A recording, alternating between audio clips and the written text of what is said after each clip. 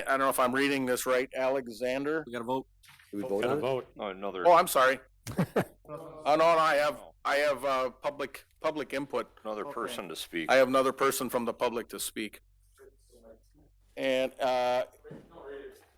is it can you state that again? Is it Alexander or? Yeah, it's Alexander. Okay. All right. All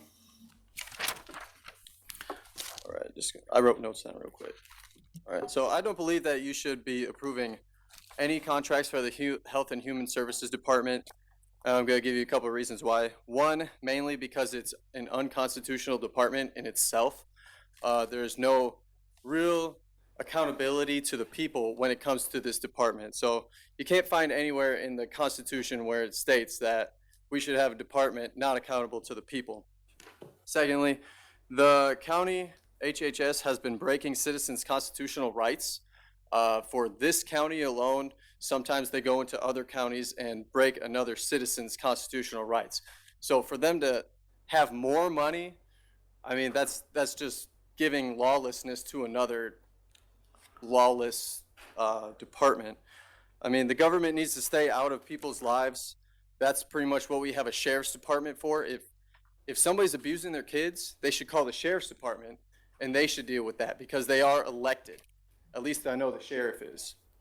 So, I mean, therefore, I personally don't agree with any money going to these departments, federally, state, county, even city. It doesn't really matter. It's one of the main reasons why our country's in so much debt.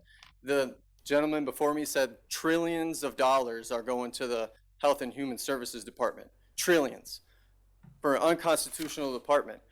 I would say don't approve these contracts because, first of all, the Boys and Girls Club is extremely liberal in perverting our children. That just goes off of what the scripture says. And yeah, he who justifies the wicked and he who condemns the just, even both of them are hateful to Yahweh. So that's straight from his word. Just kind of want to throw it out there. It's an unconstitutional department and no money should be allocated to them at all. Okay. Thank you. Is it Darlene? What's that? Darwin? Okay. He's the last one then, right? No, those were for the 20. So there you can have this. Hi there. Can you hear me properly? Yep.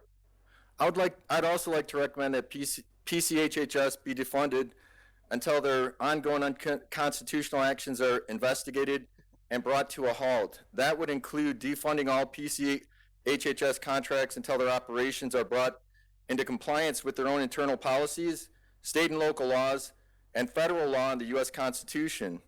For example, PC-HHS is currently intervening into the affairs of children and families due to PC-HHS's dislike of various families' religious and homeschooling practices. That is social engineering. That is not the intended purpose of HHS. Throughout Europe during World War II, there was an organization called Das Gesundheitsamt, which means the health department. Das Gesundheitsamt also took children from families in order to indoctrinate them into their worldview. We do not want such activity in our community. We definitely do not want taxpayer dollars funding such activities. Again, please halt all funding to Portage County HHS until their actions are brought into compliance with the law. For the sake of our community and our children and our families, I recommend the creation of an elected oversight committee to rein in PC-HHS's ongoing misconduct, since the current system is clearly not working.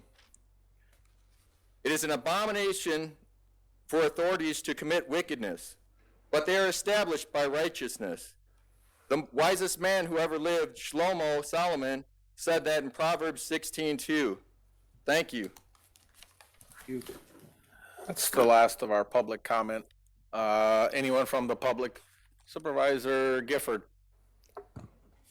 Yeah, since we did hear from these folks at the Health and Human Services Committee meeting with over half an hour of commentary, finally ended by some very diplomatic sheriffs who escorted folks out of the room.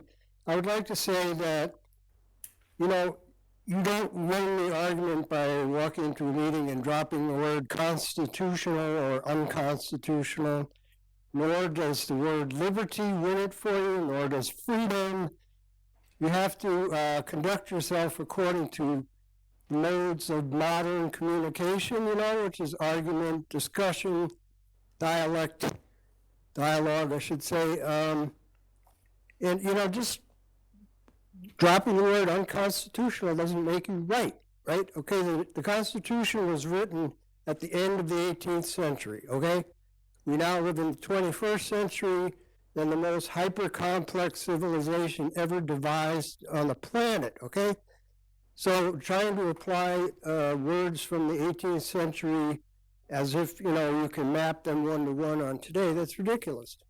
And so we've been hearing for almost 2 years now from the same organized faction in the community who think that because, you know, they've got a tight crew that they're automatically right on every issue, you know, and this is just not the way it's going to work. We live in a society, not a random collection of individuals, and if you live in a society, you have to work by the rules of the society. And we have social problems and public health problems. They're not individual health problems, they're public health problems. That's why we have a public health department and social services. Thank you for your time. Supervisor Moresi. Thank you, Mr. Chair. Just want to thank